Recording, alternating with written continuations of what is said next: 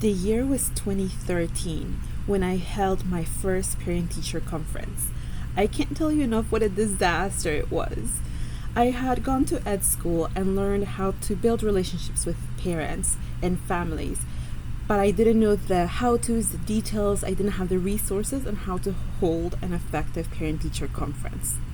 So today, for this training, I'm really excited to share with you the tips and tricks I have learned over the last years from other educators like you, as well as our partners at Flamboyant and the families that we serve.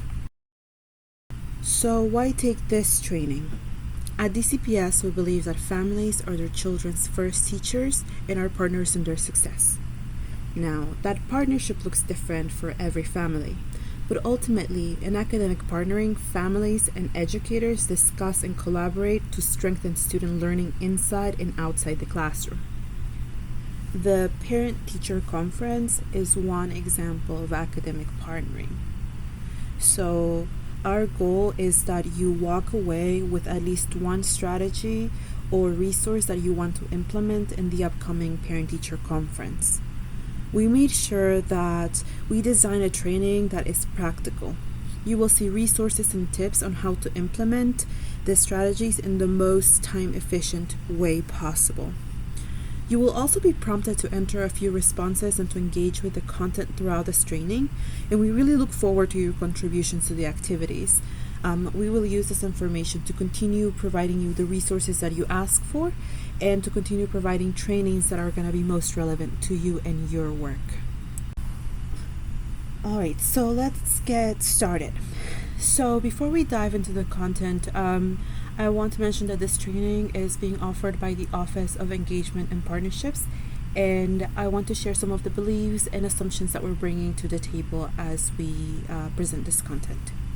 First, we believe that the DCPS community extends beyond the school walls. This means that students, teachers, and staff, folks at central office, families, partners, and the greater DC make up the DCPS community. We also believe that families are experts in their children and partners in their success. All families care about their children, they want them to succeed, and are capable of supporting students' growth. Families are their children's first teachers, and we value them as co-educators. We also believe that DCPS can't do this work in isolation. We value the entire DCPS community as key contributors to student success. It is only through collaboration between DCPS and our families, communities, and partners that we're able to accelerate student outcomes. And finally, we believe in equity of voices, and access to DCPS leadership is essential to this work. We genuinely listen to our community, respect their varying needs and opinions, and work hard to ensure equal access to decision makers when influencing policy and programming. One could say that listening and elevating voices is our bread and butter. A big chunk of the work that we do is engaging with families and making sure that they have the tools necessary to be effective partners in their children's education. Because we know that when families are engaged, students thrive in school and in life. All right, so let's get started. A successful parent-teacher conference is not defined by just what happens during the meeting itself. It's what comes before, during, and after. To have successful parent-teacher conferences, we need to reach out to families using their preferred method of communication to schedule conferences in their preferred medium and their preferred language. We also need to review and select relevant and concise student data. I know, we have a lot of data, but not all of it might be relevant for families, or not all of it might present the picture we want to show of the student holistically. Also, prior to conferences, it's important to collaborate with peers to understand the whole child. Especially in the secondary space, a parent might not have enough time to visit all 5 or 7 teachers. So it's important to get information from our peers prior to the conference itself. During the conference, We don't have a lot of time with each family, so we have to do this fairly quickly. We need to establish trust in order to address any urgent needs and carry out a productive, collaborative conference. We need to create space for family and students to take ownership over their learning by sharing relevant data and accepting their input on successes and challenges. We also need to create a space so that every participant there, the family, maybe the student, and our fellow peers can co-construct goals together and collaborate to identify next steps. Finally, after the conference, we need to reflect and learn from the conference to meet the immediate needs, like if anything came up that is urgent, like food insecurity or potential homelessness. At this time, it's also important to do an equity audit to make sure that there is equitable access to academic partnering by reaching out to families who did not attend the conferences. It's also important to follow up with families that attended conferences to continue relationship building and continued academic partnering. Now, I know this sounds like a lot, but in this training, we're going to break this down, starting on how to prepare for successful conferences. First, there are several methods and platforms to schedule conferences. Some of the ones that have been most useful for parent-teacher conferences are Sign Up Genius, PTC Fast, and Calendly. I personally like Calendly because I can provide folks a link that is already synced to my Outlook calendar, and once I click on the link, it looks pretty simple. As you can see, it has the dates and the times when I want to meet with people. Folks can just go in, select the time that works best for them, enter their information, and that goes to my calendar as well as theirs.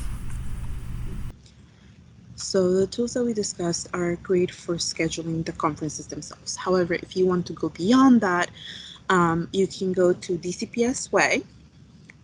Go into the Family and Community Engagement folder, and from there you'll find the resources for this training. And one of the resources we have is the Family Survey. So the Family Survey looks like this. You could just click there and make it your own. It's already in English, Spanish, and Amharic, and you can share the link with your families. If they speak another language, they can write the language they speak. However, that will take them to the survey in English. So they'll be prompted to select their preferred language. They'll click next, and then there are some questions already in there for you. You can go ahead and edit this question. Make sure you're also editing. If you're removing questions, make sure to edit and remove the questions in the other languages too. That asks for the student's name, who will attend the parent-teacher conference, their preferred medium for the conference itself. Questions about what date and time would work best for them. You can enter a link there or just delete the brackets or delete this whole part there. I'll also ask them questions about what they think are their children's strengths, as well as the areas in which they would like to see improvement. And there is a space for any specific concerns or anything else they want to discuss. So, as I mentioned, this is already in 2 languages, so feel free to click duplicate and use it. Alright, so we discussed the methods and platforms to schedule conferences and to get family input.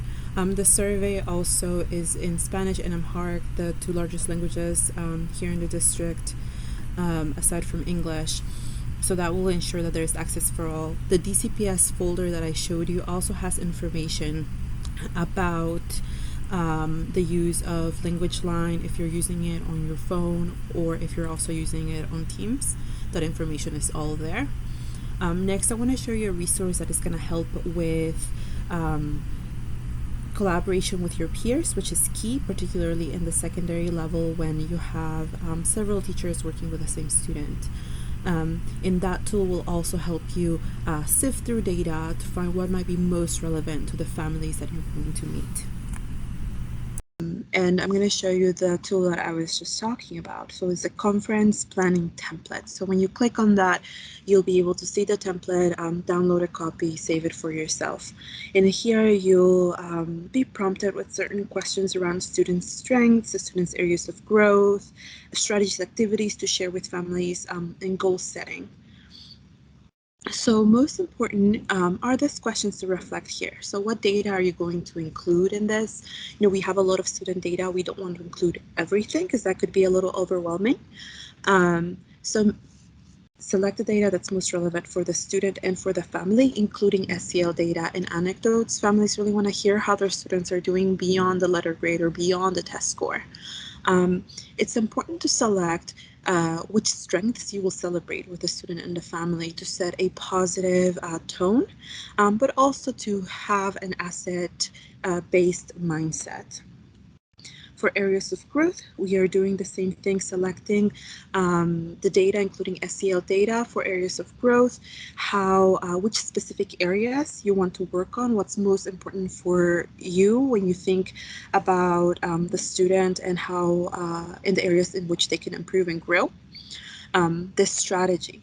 So we'll talk more about what happens during the conference itself, but going into the conference with a strategy to share with the family in the back of your pocket is important. So that way it is ready to go and families can ask questions about it rather than trying to sift through many strategies on the moment. And finally, goal setting. It's important to co-create this goal, but also important to provide context on how how the student's performance is relative to the broader class goals. So this is a great tool for you to plan for yourself, but it's also great to bring to your grade level meetings, to collaborate with others, or to bring with your co-teacher if you have a co-teacher. The next resource I want to share, and I won't go into this one in depth, I just want to highlight that it's also in the CPS way, is the assessment guide for families. This tool is designed for families in mind, and it can be a great way to start conversations about the different assessments that students are given throughout the year. And it breaks down the assessment. It gives families resources and links on what they might do at home to support students as they prepare for the assessment. All right, so now that we know what are some things that we can do to prepare for a successful parent-teacher conference, let's talk about a recommended timeline. So here you can see a list of tasks that correlate to the items that we had that just discussed. And this is a timeline that prepares you 4 weeks out from parent-teacher conferences. So as you can see, there's several touch points for coordinating with your team and getting information from your team, as well as reaching out to families. The most important thing to keep in mind is that families will need several touch points. They will need to know that conferences are going to happen. So reminders around that in general, but then also reminders individually to schedule the conferences, to invite them to be part of these conferences. And this might take a while, so starting early is better than starting later, but also saving some time that 1 week out in case families are just then ready to talk about scheduling the conference. I hope that these tips and resources are useful to you as you prepare for the upcoming teacher conferences. We will take a break now to reflect on what we just discussed, and I will see you shortly in the next video.